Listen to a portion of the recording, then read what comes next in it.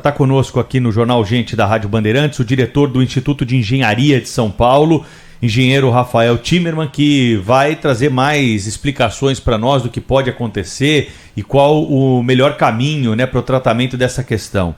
Rafael, seja bem-vindo aqui, primeira vez que conversamos ao vivo aqui na Rádio Bandeirantes, mas o seu pai é um grande nome aí da engenharia aqui de São Paulo e já esteve presente por muitas vezes com o Zé Paulo de Andrade, o Salomão Esper, né? E conosco aqui. É uma satisfação recebê-lo para trazer explicações importantes, né, sobre a apreensão que as pessoas têm com esse edifício. O prédio tem risco mesmo de cair hoje, amanhã. O trabalho que está sendo feito por lá é suficiente para impedir a queda dessa estrutura e o futuro é mesmo a demolição? Bom dia para o senhor. Tudo bem, Pedro? Tudo bem aos colegas aí da rádio? É um prazer estar com vocês aqui. A nova geração, né, Pedro? Porque, na verdade, meu pai também estava com vocês antigamente, a gente está aqui agora também. Mas, veja, falando sobre esse assunto do edifício, né, na verdade, o grande problema, né, o grande risco que a gente tem é com relação ao tempo de exposição dessa estrutura ao incêndio. São 40 horas, mais de 40 horas que esse prédio está sob incêndio constante. Sejam pequenos focos de incêndio, sejam grandes focos de incêndio, enfim, esse é o problema desse edifício, né? Na verdade, a criticidade dessa exposição ao incêndio que é o grande problema, né? E isso, ao longo do tempo de exposição, vai causando anomalias, né?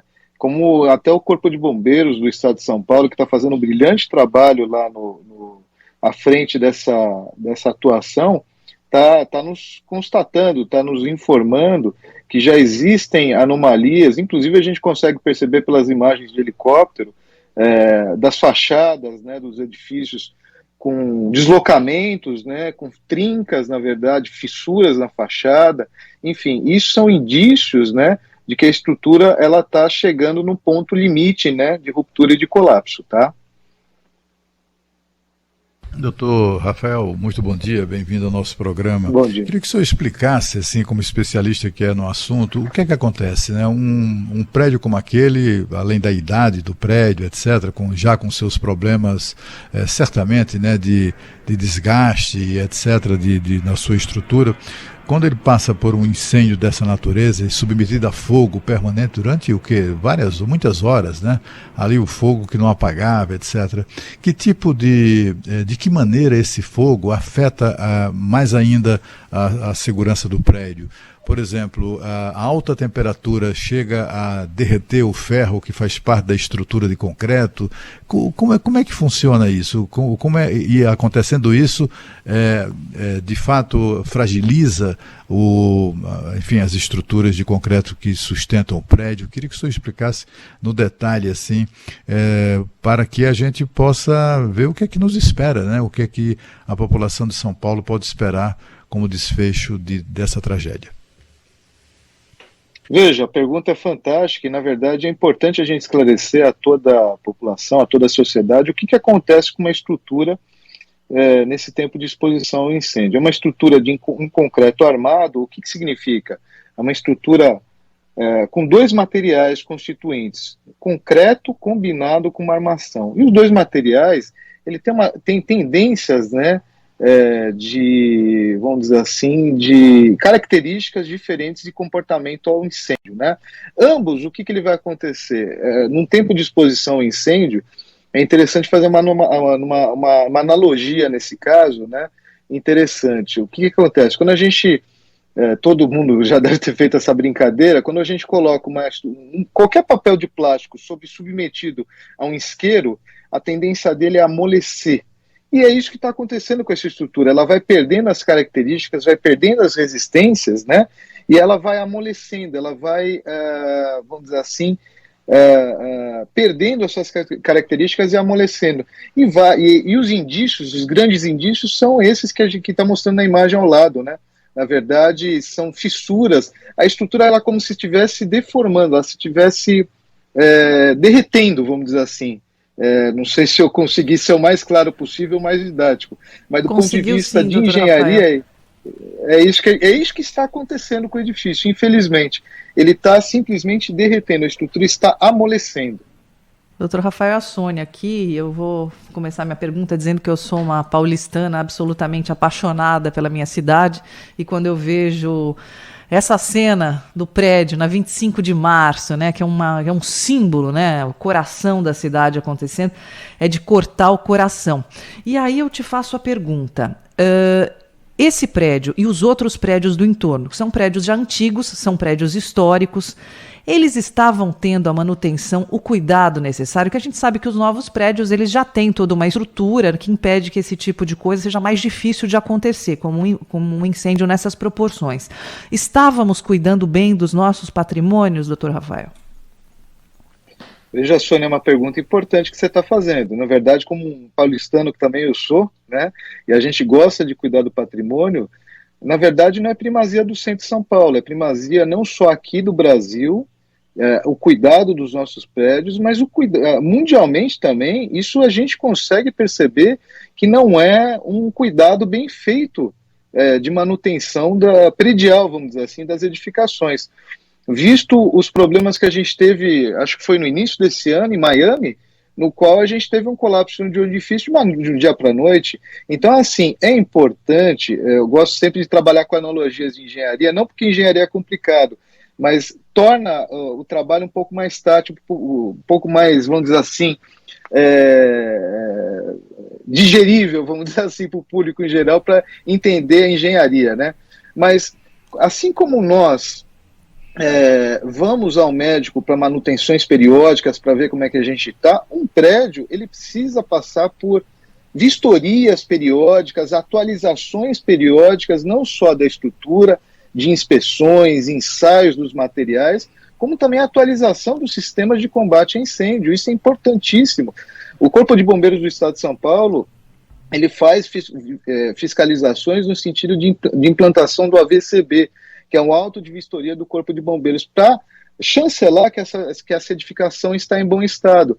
Eu, sinceramente falando, eu não tive contato com os donos do edifício, tá? Então a gente não sabe dizer se eles estavam, se as manutenções estavam em dia ou não, se essas questões dos corpos com relação à legislação do Corpo de Bombeiros, o sistema de combate a incêndio, ele estava em ordem ou não, entre outras coisas que a gente não sabe dizer, infelizmente. Mas isso não é primazia do centro de São Paulo, isso vale não só para toda a cidade de São Paulo, mas como também outras cidades do país e do mundo.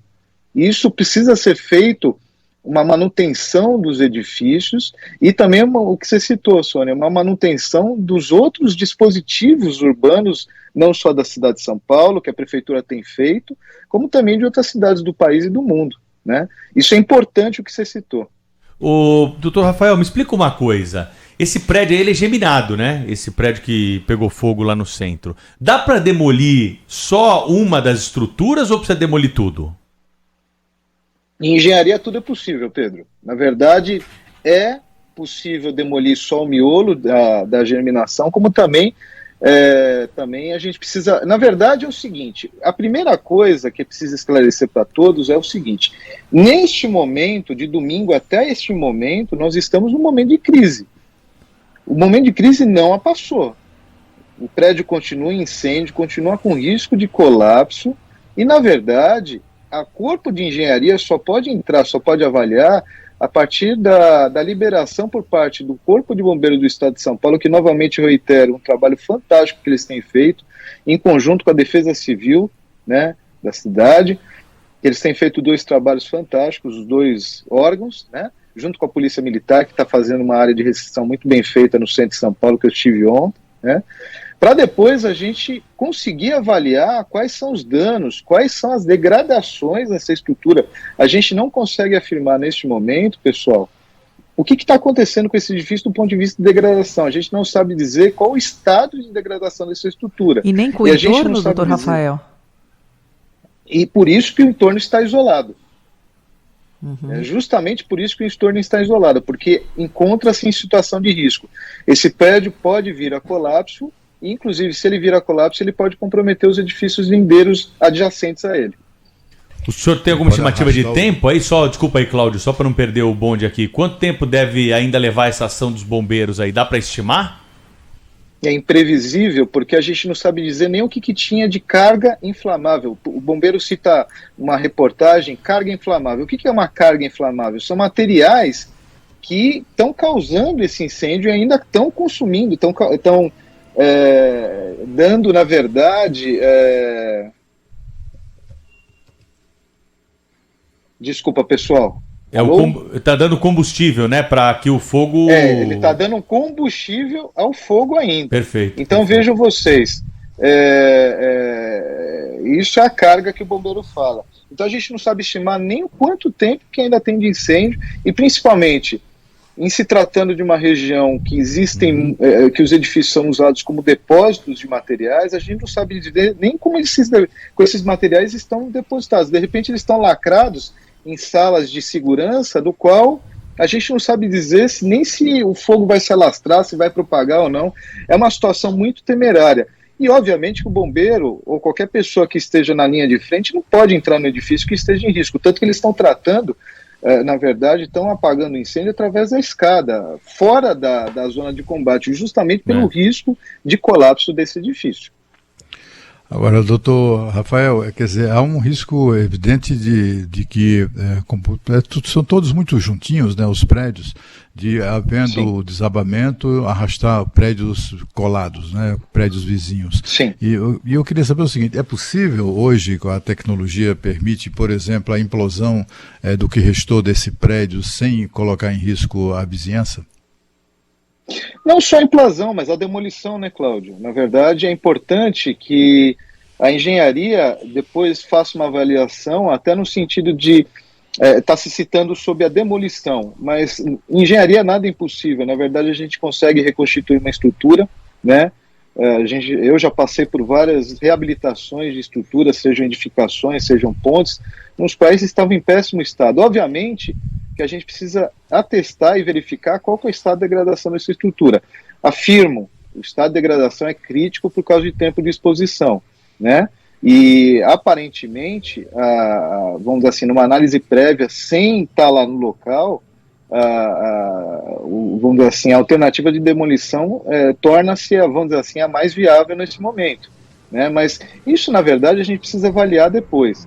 Mas existem métodos de demolição, não só a implosão, mas de repente um desmonte